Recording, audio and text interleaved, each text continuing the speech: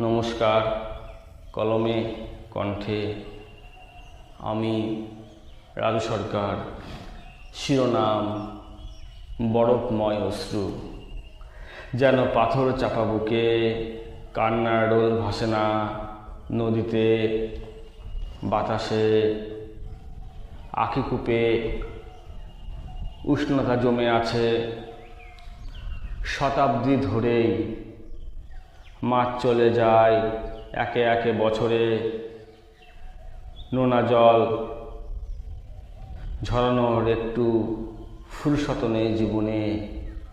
শুধু পথ চলা বিরামহীন নিত্যদিনে।